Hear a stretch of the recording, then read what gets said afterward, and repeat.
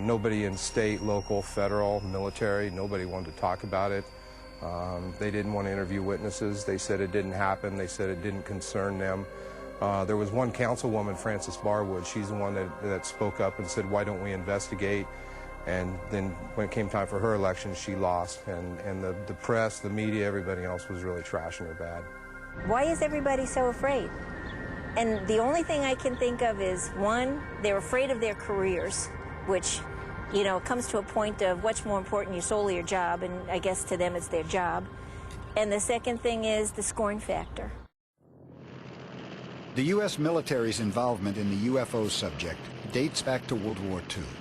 It began with the sighting by Air Force pilots of mysterious luminous orbs called Foo Fighters, which would pace aircraft during missions and dart away.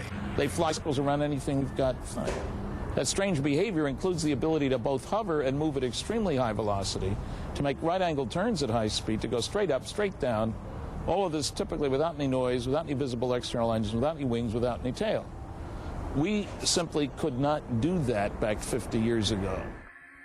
In the summer of 1947, numerous UFOs were spotted by local authorities, airline pilots, and civilians worldwide. By July, these sightings made headlines in newspapers all across the United States, culminating on the 8th of July with the alleged recovery of a crashed disc on a ranch near Roswell, New Mexico. The military were quick to respond. They send agents out all over this area here to try to get information on Roswell. And yet we stood back like fools and said it didn't exist. It was a weather balloon. 50 years after the incident, Colonel Philip J. Corso, formerly a member of the National Security Council, revealed that the weather balloons over Roswell was a cover story for the crash of an alien craft. We had the cover to protect our own installation because they tabbed us as kooks and they destroyed our organization.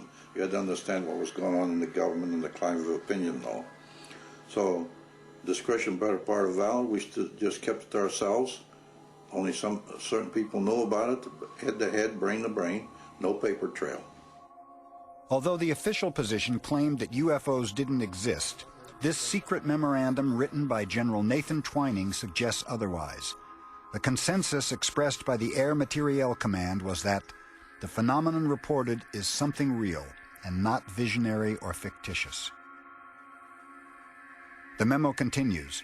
There are objects probably approximating the shape of a disk of such appreciable size as to appear to be as large as a man-made aircraft.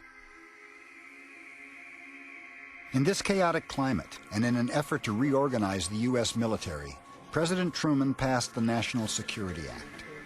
This act built the framework for America's modern national security structure. Among other things, the act established the National Security Council and the CIA. The National Security Act of 1947 allowed for the creation of a state within a state.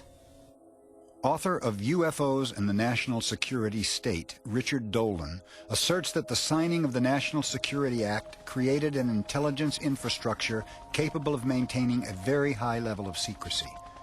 One with an enormous amount of power, an enormous amount of wealth, an enormous amount of secrecy, and latitude of action. The level of secrecy imposed by the U.S. government on the UFO issue is revealed in this top-secret memorandum. It was written in 1950 by electronics engineer Wilbert Smith, a high-ranking official in the Canadian Department of Transport. After a meeting with a top government scientist employed by the Pentagon, Smith was informed that flying saucers exist, and more significantly, the matter is the most highly classified subject in the United States government, rating higher even than the H-bomb.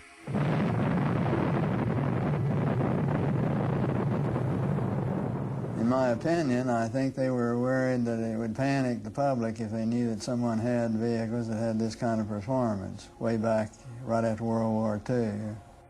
On a clear night in February of 1951, Lieutenant Graham Bethune sat at the controls of a U.S. Navy transport plane en route from Iceland to America.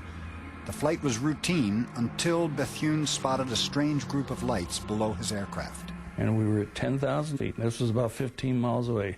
It came up to us like that, just about that fast. And of course, I disengaged the autopilot to put the nose over, I thought we'd be able to go under this thing and not collide with it. And when I did, it's staring me in the face and you couldn't see anything out the cockpit. We could tell it was a monster about 300 feet in diameter.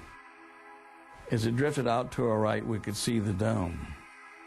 According to Lieutenant Bethune, the object remained in this position for about a minute.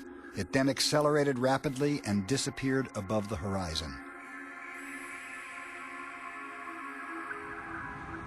Upon landing at an air base in Newfoundland, he was briefed and interrogated by several officers from Naval Intelligence. At the conclusion, he was ordered to never speak about this incident again. You accept anything like that simply because you're in the military and that's your job, is defending the country, and whatever they tell you to do, you do. The identity of the group responsible for imposing the secrecy around the UFO issue was revealed to Lieutenant Bethune 7 months later in a conversation with an officer from Naval Intelligence. And I asked him the question, I said, what happens to this report? Where does it go? He said it goes to Navy Intelligence, Chief Naval Operations. Then it goes to a Joint Intelligence Committee. Now, of course, later on, I learned that it was MAJIC, which is Majority Agency of Joint Intelligence. Now, he said this was a small committee, but this committee determined whether it would affect our national security, that if it did, it would probably never go anywhere else.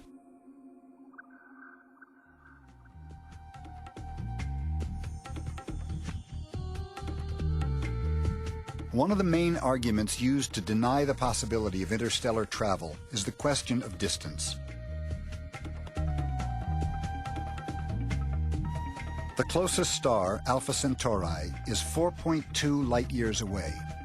If astronauts traveled to this star at the speed they reach the moon, it would take them roughly 100,000 years. Okay, make it smooth. Another